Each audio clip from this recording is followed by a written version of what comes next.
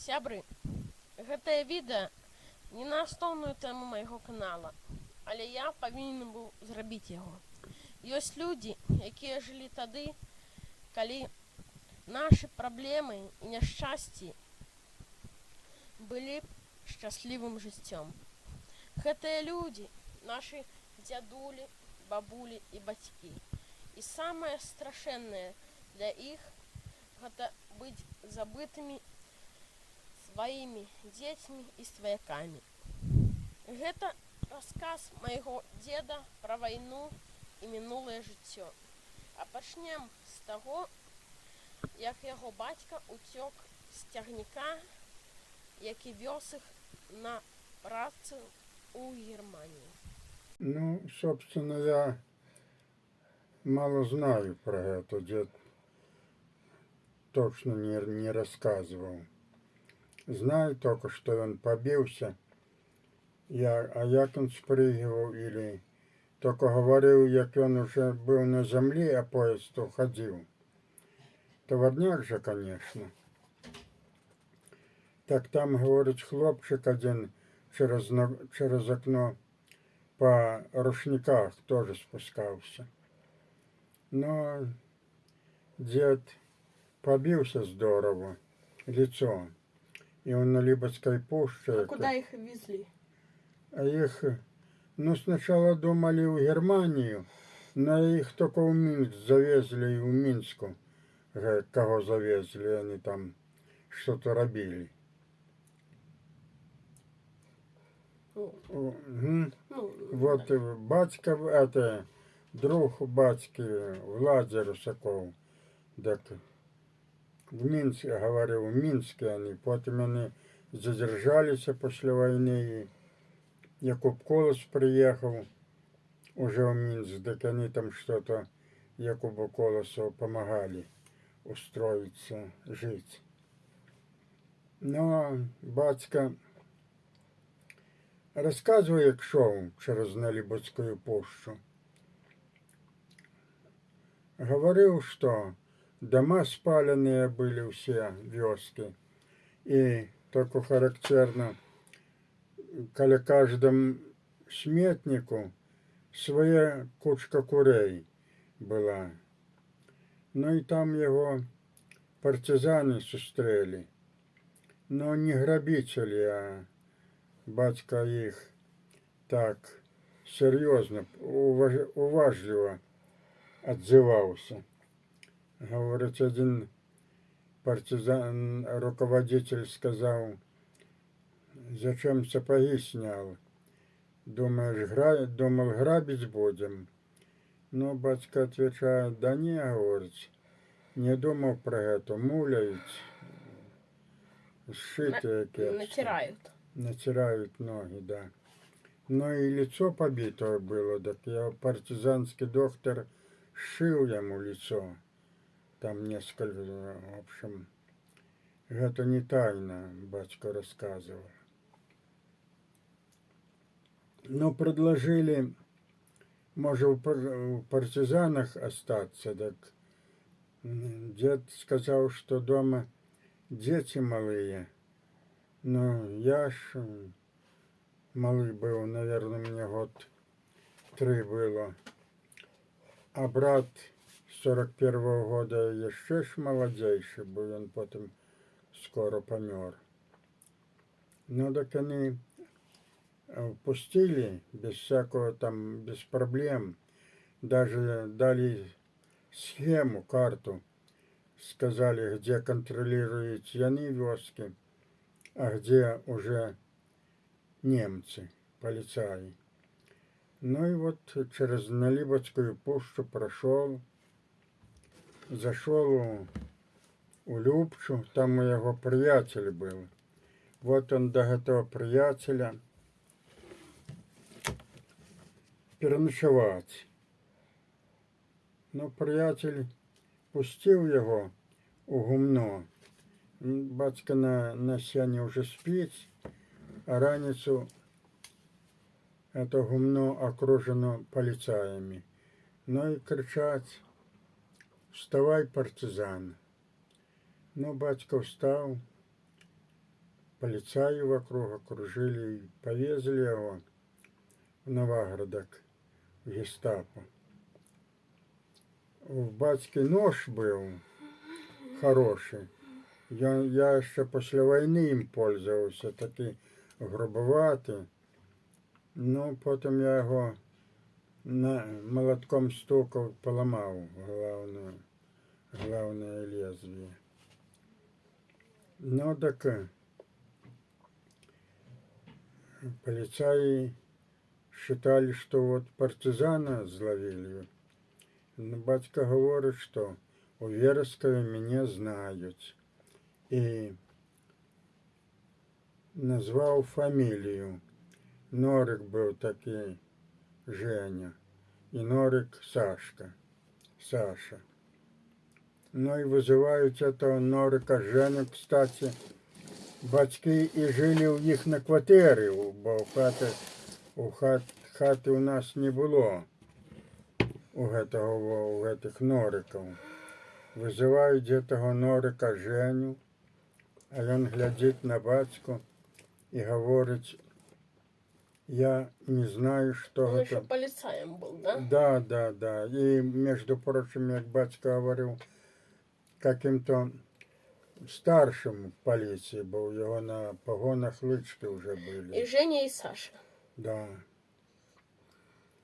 Но був ще у їх Костя, брат, да Костя у поліцаях не був, він потім служив у Красной армии, потом в Советской. И даже инвалид до хаты пришел, там полностью рукой не мог володать. Ну, так вот эти вдвоем были. Но один это старший Женя и сказал, что ты за человек, я тебя не знаю, хоть батьки мои у их до войны жили. Но мать понесла там взятку уже, сало от своей матери, но от бабки взяла. И главное спасло то, як говорил один, который с батьком сидел там в гестапо, что не было главного вот по этому вот гестаповця, а был его заместитель.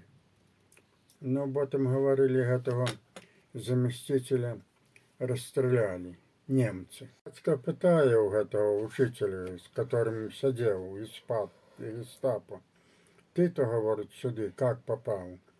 Ну так он отвечает, что в комендантский час ночью шел, вот его за это и задержали. Ну так говорит, не раз за это, а что тогда мне, если меня вон на Липовской почте задержали?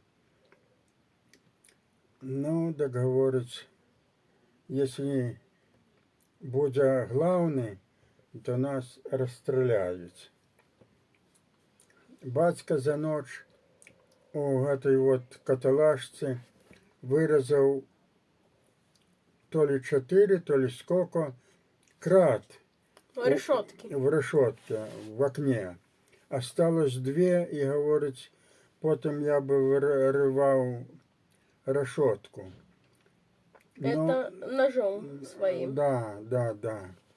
Ну, говорит, хорошо, что не вырезал, потому что с надворку сторож ходил и собаки овчарки.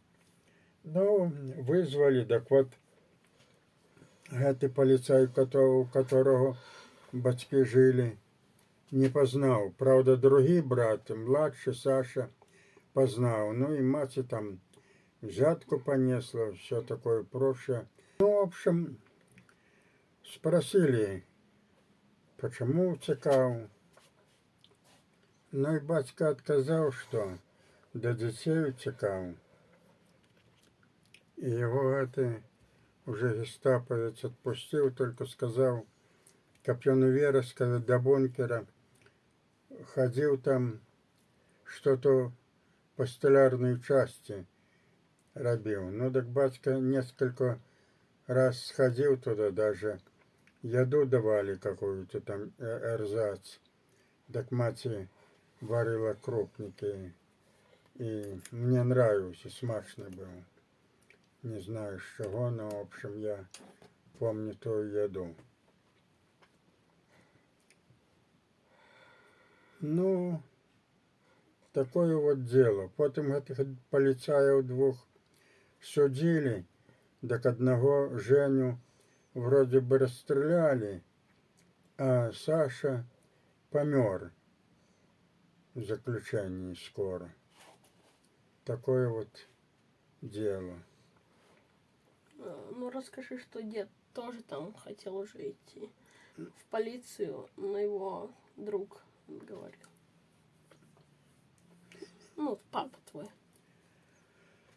Ну, работаешь, надо ж было неяк жить, так он подумывал про это. Но мать говорила, что если б ты пошел в полицию, я под тебя пошла до хаты.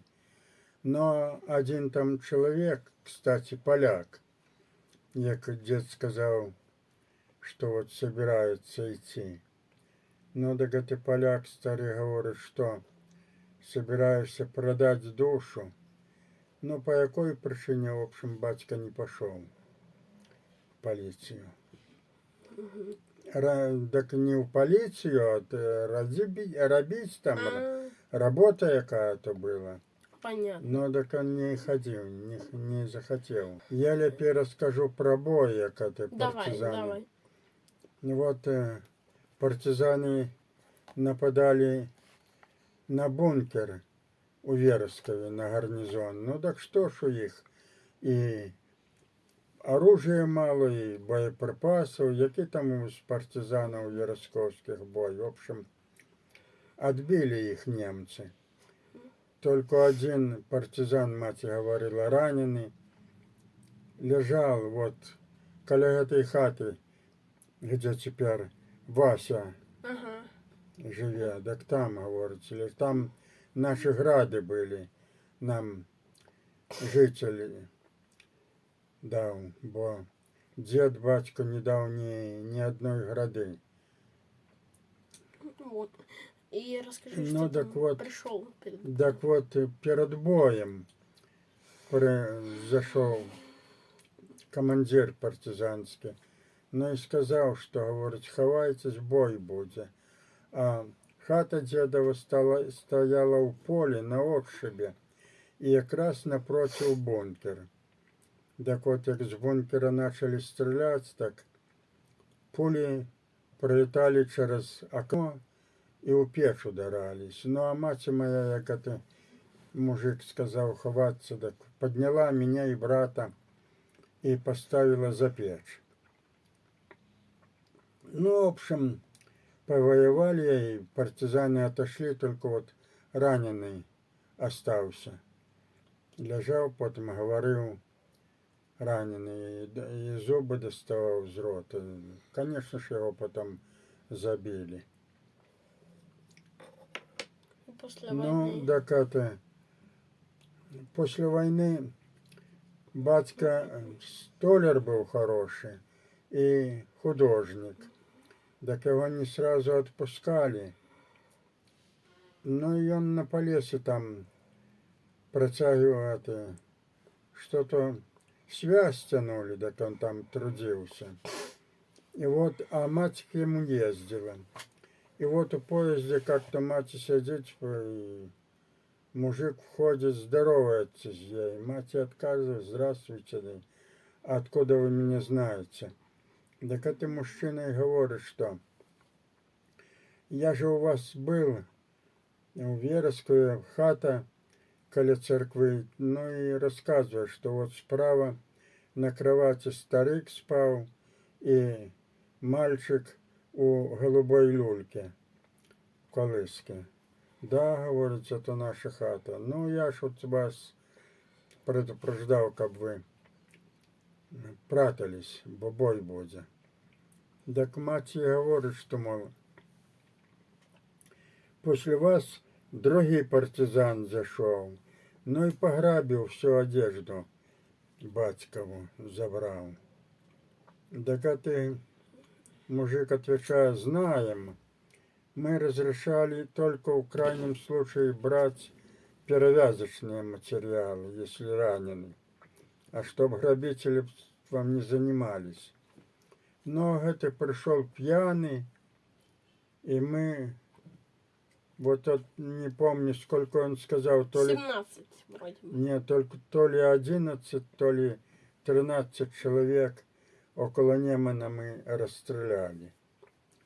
Вот такое дело было.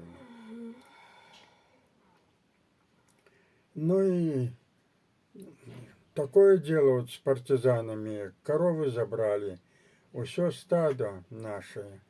Только пастух забрал своей, там еще одной тетки. А так всех коров погнали в Черешлю. Но моя мать, соседка там Анюта Норик, у ее 4 діток, мужик у Червоної армії, і батькова сестра Соня, у її 2 дітей. Немцы забрали мужика за то, что отдал приемник партизанам, и расстреляли. Так вот она и газету понесла, вот что партизаны приемник взяли и мужа расстреляли. Но пришли в Черешлю, а там уже бабка говорит матери, что, мол, нема уже коров ваших у Верескове. Перегнали через Неман у Чапунь. Бабы эти пошли у Чапунь до партизан. Ну, не знаю, как они переправились. Там Неман достаточно широкий. Может, попутно хто на лодке. Бо там ранее до войны мост был хороший, а в войну немцы его разбомбили. Ну, в общем, идут уже у партизанской зоне. И один партизан их пьяный задержал и за хлев повел, поставил за хлевом и уже расстреливать хочет. Ружье заснял, винтовку снял. И, ну, правда или не, мать говорит, даже выстрелил, но не успел, другий прибег и ему под винтовку ударил, и пуля вверх пошла. И вот этих баб на допрос до партизанов. Ну, партизан это старший говорит: не жалко мне коров, берите, но вас же тогда расстреляют немцы за связь. Такое вот дело. Ну, бабы подумали, что и так, говорят, вы до хаты не дойдете, а немцы вас на допрос поведут, полицаи поведут. Ну, так оно и было. 2 километра еще не дошли до вёски, и тут уже их встретили полицаи. Ну и на допрос до немцев. А командир им рассказал, что они должны отвечать для их же пользы. Даже там пропуск им дал везде, чтоб их удалять через Неман. Партизаны перевезли на лодке. Так партизан, который перевозил, ну и говорит, глупая вы женщина, ну и глупые.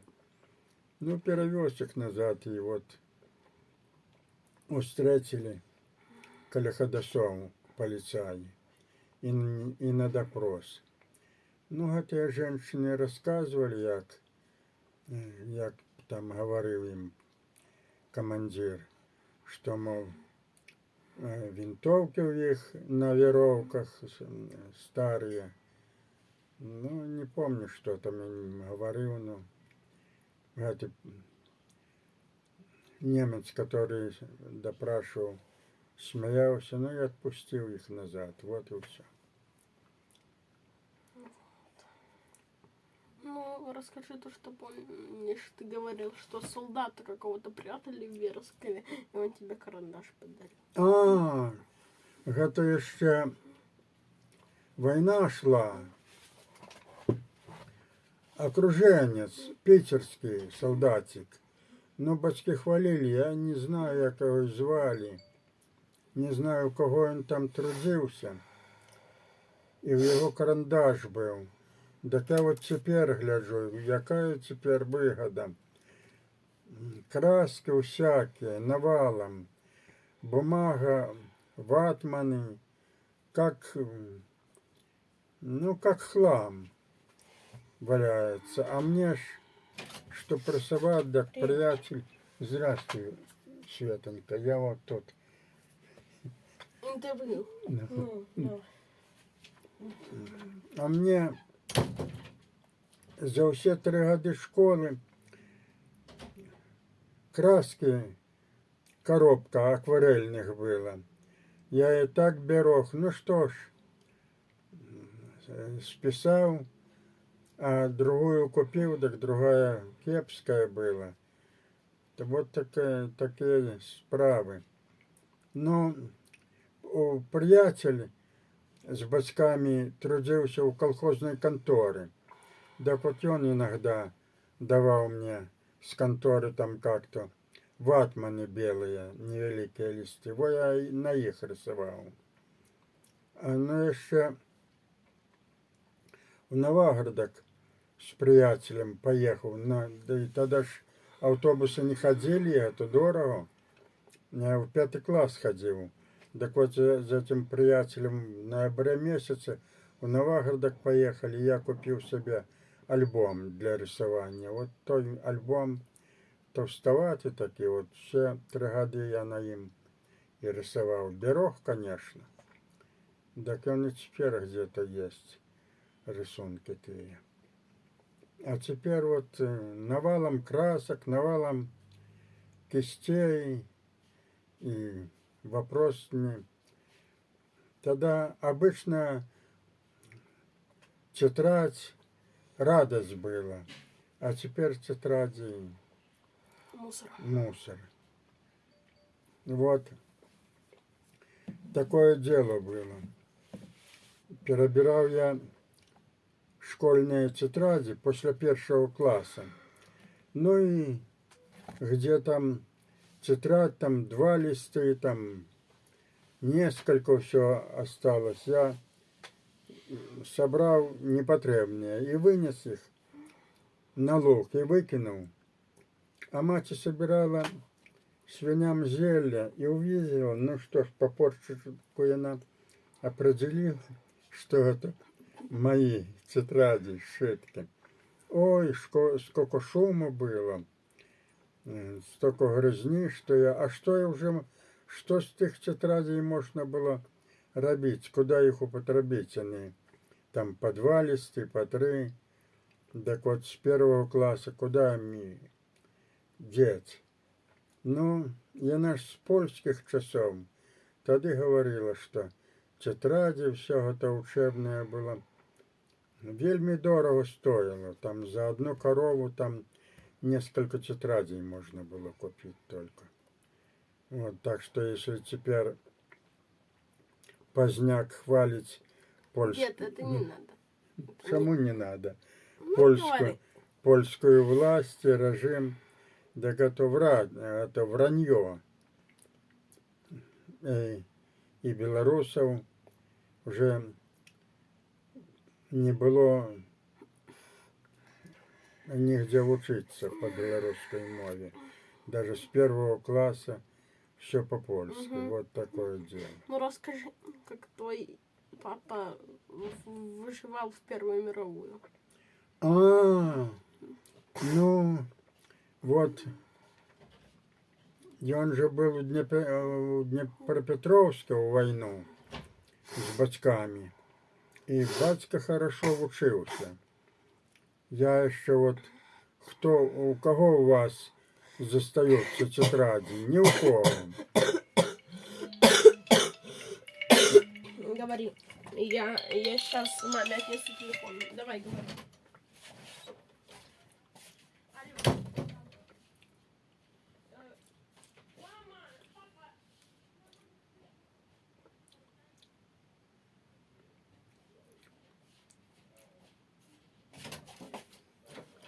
давай. Ну, а я у своего батьки видел, я уже где-то в классе 5 был, так его там в шкафчику лежала стопка тетрадей, около 10 штук. Правда, он только 4 класса кончил, ну так там вот видно, почерк был и оценки там, 4 и 5.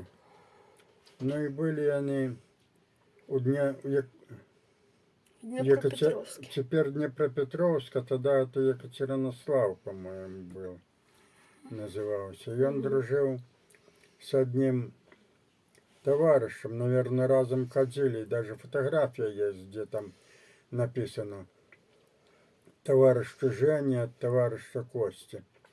И этот Костя был сын известного скульптора. Фамилии не знаю, но только як уже одержались Екатеринослава, так это Костя говорил батьку, что, мол, учись, Женька, талант у тебя есть хороший. Ну, у батьки, конечно, был талант. Батька же рисовал хорошо, много лучше рисовальщик был, чем я. Ну и Ну, какой там талант, когда еды не было, да? Так приехали у вёску, ну, говорит, голод страшный был. На крапиве жили. И батька эту крапиву собирал. Даже не собирая, так батьку этой крапивы не хватало. И я вот раз вот говорил, так вот, сын Леня попробовал, насобирал крапивы, мама суп сварила с крапивы. Так он поел и говорит, вот суп же смачный, что ж ты говорил, что вот дед так мучился. Так я вот ему и говорю, что ты ел крапиву, но там в том супе и картошка была, и какая-то костка варилась.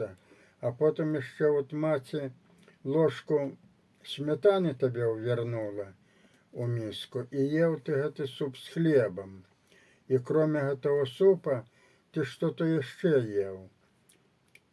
И вечером ты другое уже будешь есть. А дед вот, ну, в то времена и раница крапива, и вечер крапива. И неделю раней только крапива, и ей не хватало. И завтра. И завтра еще як насобираешь. Между прочим, и тут же я вот всегда суп вару с крапивы. И батька вот как-то говорил, не знаю, мне вот не приходилось видеть, но батька говорил, что у Крылова есть басня. Там Роза начала смеяться с крапивы. Что ты такое за зелье, за рослина? Тебе все боятся, обходят. А меня вот видишь, как все берегут. Ну так крапива ей отвечает, что, мол, тебе любят тогда, когда сытые люди. А когда голодные, так собирают меня, а на тебя никто и внимания не обращает. Ну, я где-то не читал такой басни, но вот насчет этого, что батька сказал, так я с ним полностью согласен. Так я вот и питаю у батьки, а як же ти вижив? Бо батько говорить, спухший був і вже ледь ходив, не мог ходить. Так я и питаю, как же ты выжил? Так он говорит, вот ходил в поле, и там, где посажена картошка, так я выкапывал ее с земли и раскладывал огонь и ел. И вот так выжил до осени. Но в осень уже голод кончился.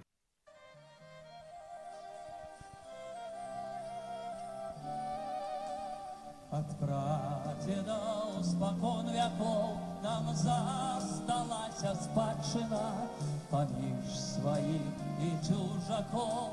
и она нам лаской машиной. Ой, мне бають казки злые.